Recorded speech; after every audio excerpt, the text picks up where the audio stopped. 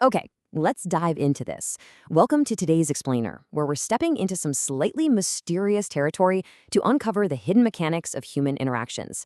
Have you ever walked away from a conversation feeling like you somehow just agreed to something you didn't actually want to do? Or, maybe you felt an instant, undeniable connection with a total stranger and you couldn't figure out why. Well, you aren't imagining things. There are unseen forces at play in almost every single interaction we have, every day. And today, we are going to expose the blueprint. 7%. It's a staggering statistic from our source material that completely flips how we understand communication. Literally, just 7%.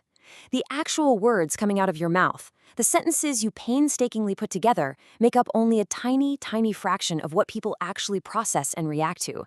The reality is, most people go through their entire lives being subtly guided and influenced by others without ever even realizing it. But today, we're reversing those roles. So, let me ask you directly, are your words really only 7% of what people hear? And if that's true, what on earth makes up the remaining 93%? Over the next few minutes, I am handing over the psychological triggers. Think of them almost like social cheat codes that completely bypass logical conscious thinking and tap directly into the human subconscious. And listen, these aren't just polite conversational tips. Once you know these mechanics, you will literally never unsee them in your daily life. Let's dive into the shadows of the mind. Let's start with Section 1, the foundation, the power of silence. You might think that highly influential people always know exactly what to say, right? Like they always have the perfect, quick-witted comeback loaded and ready. But it turns out the absolute most powerful tool in any conversation isn't a clever remark at all. It's the strategic, deliberate absence of words. This is driven by something called dead air tension. Basically, it's the psychological discomfort caused by silence, which creates this overwhelming urge to fill the gap. Most people are absolutely terrified of silence in a conversation. Don't believe me? Just sit with this for a moment.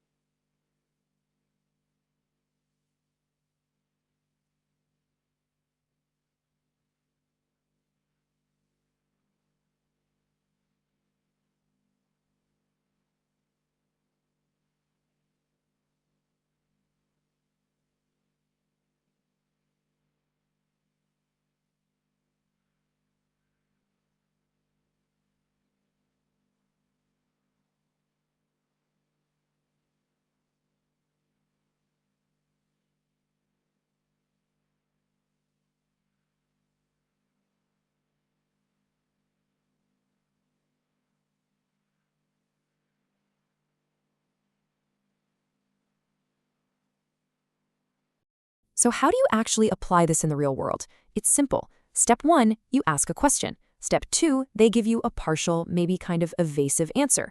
Now, normally, you jump right into follow-up, wouldn't you? Don't do it. Step 3 is the master key. Maintain steady eye contact and just stay completely silent for 5 seconds. The other person's brain immediately hits the panic button. It interprets your silence as a quiet demand for more information. And here is the absolute kicker. You aren't forcing them to talk. Their own mind is doing it for you. Just to ease their own internal discomfort, they're going to start rambling, over-explaining, and often revealing hidden truths or details they fully intended to keep to themselves. It's an incredibly powerful dynamic, and it requires literally 0 words from you. Moving right along to Section 2, the reciprocity pivot, the door-in-the-face technique. Let's shift to the next level of the playbook. We're moving from passive silence to active request. The fundamental question here is, how do you get someone to happily agree to something they would usually flat out refuse? Well, here is how the pivot works. Step 1, you make a massive, totally unreasonable request that you know for a fact they will reject. For example, asking a friend, "Hey, can you spend your entire weekend helping me move all my furniture?" When they inevitably say no, you move to step 2, accept the refusal graciously. Then, step 3, you immediately pivot to your actual, smaller request. "Oh, I totally understand. Well, could you at least help me move this one sofa tomorrow morning?" And this brilliantly illustrates a deeply ingrained human mechanism called reciprocal concession. It's a literal psychological reflex. Because you seemingly compromised by lowering your massive demand down to a much smaller favor, their brain feels a subconscious obligation to meet you halfway and say yes to the smaller request. The real beauty of this? The target feels like they just won a negotiation, while you get exactly what you actually wanted all along. All right, Section 3, subconscious alignment, mirroring and the chameleon effect. We've covered conversational silence and request framing. Now let's move into physical space with subconscious alignment.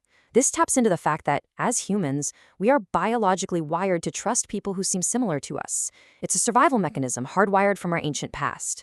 And this brings us to the chameleon effect. This is the subtle mimicry of another person to build instant subconscious rapport. When you reflect someone's behavior back to them, their brain immediately categorizes you as a friend or an ally. It's basically a shortcut to trust that bypasses the need for weeks or months of getting to know someone, causing their psychological defenses to drop almost instantly. But how do you do it without being completely weird about it? The key word here is subtle. You want to mimic subtle cues. If they lean back in their chair, you naturally lean back a moment later. If they use a specific phrase or a bit of slang, organically work it into your next sentence. You can even match their blinking rate. But remember, this mimicry must be incredibly subtle. If they notice you copying them, the spell is broken. But done right, they will just feel this unexplained sense of safety and openness around you. Let's escalate things. Section 4, structural control, the illusion of choice. Now we are escalating to the absolute peak of the influence playbook. This is where things get really fascinating, because you're essentially programming the outcome before the conversation even begins. True control in social dynamics is very rarely forceful.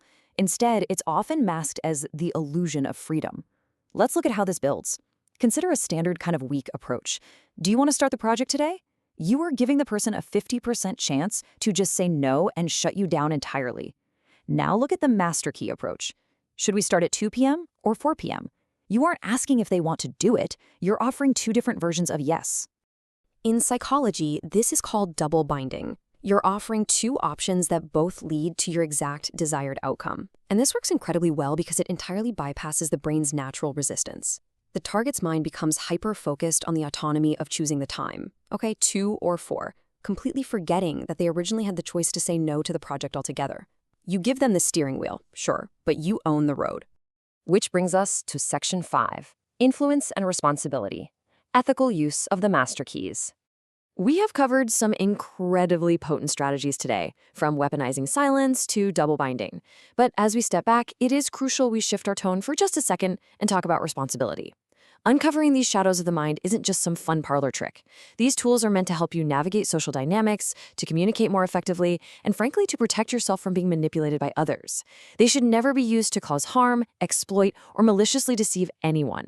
By the way, if you're truly paying attention and understanding the heavy weight of what we're discussing today, drop the word control in the comments below. It lets me know who the truly focused learners are. I want to leave you with this really powerful line from our source material. The mind is a lock, and psychology is the key. Think about that for a second. Every single person you meet has a complex internal lock made of biases, fears, and subconscious reflexes. Understanding psychology simply means you don't have to try and kick the door down anymore. You finally have the key to turn the lock smoothly. Which brings us to our final thought. Now that you hold the cheat codes to human behavior, now that you understand the 7% rule, the dead air tension, the chameleon effect, and the illusion of choice, how will you use these master keys responsibly? Keep your eyes open out there. watch out for these tactics being used on you, and keep your mind sharp as you step back into the real world. Thanks so much for joining me on this explainer, and I will see you next time.